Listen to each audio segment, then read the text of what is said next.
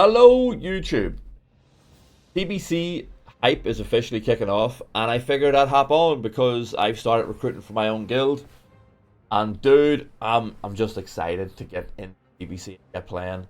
So today I wanted to talk a bit about TBC and specifically how unique the group building process is. I've been recruiting non-stop, and the one thing that keeps standing out is how specific the roles TBC are, especially for tanks. Which is what I'm going to talk about today. So let's just jump straight into it. I'm going to start off with our Druids. This is our big boy tank. You know, if I've got a Druid, I want him to be my main tank. When I raid, this madman is glued to the skull icon. I just I use icons, pop the skull up. That's their job. Get the skull, pump absolute giga threat so the DPS can zug to their heart's content.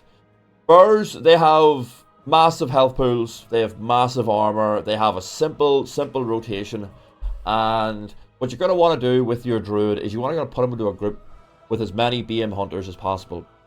And if you can, get him in there with an enhancement shaman. A resto shaman does work as well, but in this group, if you have BM hunters and an enhancement, you're going to get access to ferocious inspiration, which stacks, so more hunters the better.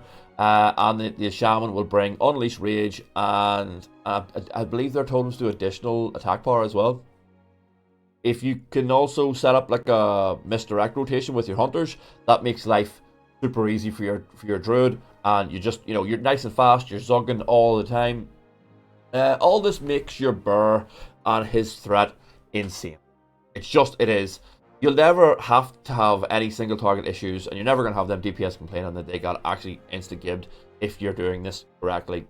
Early game, Burr isn't the monster that it becomes later, but what you can do is you can get a lot of PvP gear, which makes life a little bit easier for you. If you do have a player that likes to arena and he likes to play PvP, a Burr tank might be good for him because a lot of best gear does come from arena for a Burr tank. It's just the way it is. With Paladins then, the gear changes and the addition of a taunt button, which is nice, makes Paladins go from not tanks to unstoppable pulling machine. Like, if they see it, they pull it. That's just the way it is. A Paladin can main tank, but if I've got a Paladin who's main tank and he's my second Paladin,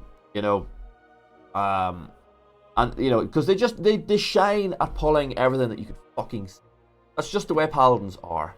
I usually don't even give my Paladin a marker. They just hoover up whatever mob is left over. They don't get a marker in my raid. They just get everything else that you can see. Please, thank you. And they also don't even need that much support. Like with the Druid, we had a whole fucking group to make the Druid's threat better. But I think the only real thing that I would do to support my Paladin, other than having him in a shaman group, would be to put him into the Shadow Priest group every now and then. Yeah, the Shadow Priest will help the Paladin with his mana. Mana can be quite a concern depending on the job for a lot of Paladin tanks. And yeah, alleviating that can make them better players, or make their life easy. Next on the list we have Warriors.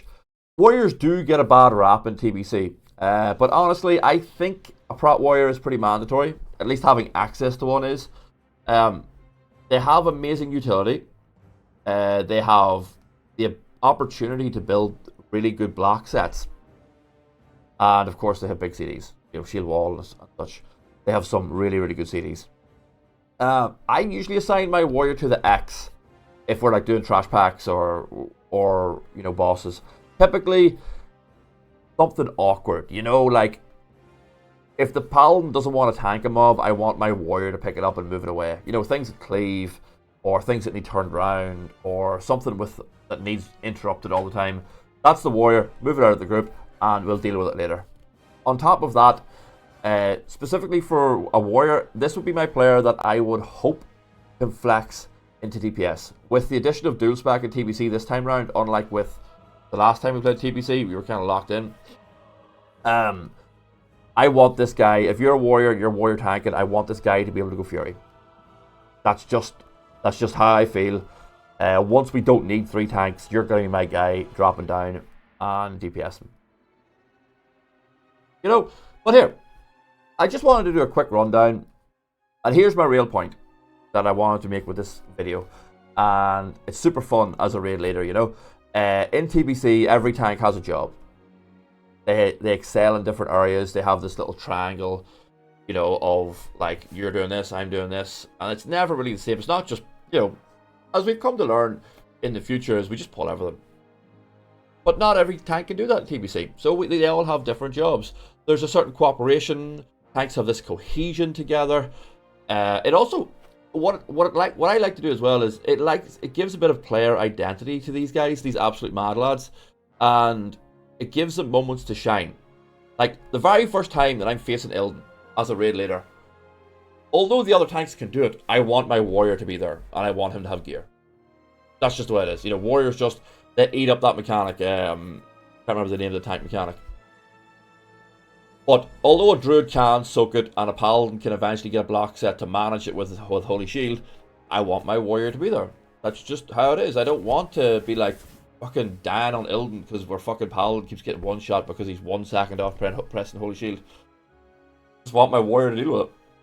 And this allows tanks to shine. They have their place. They all have a spot in the fucking limelight or whatever the fuck it's called. But yeah, it does. It makes TBC super interesting for a raid leader, you know.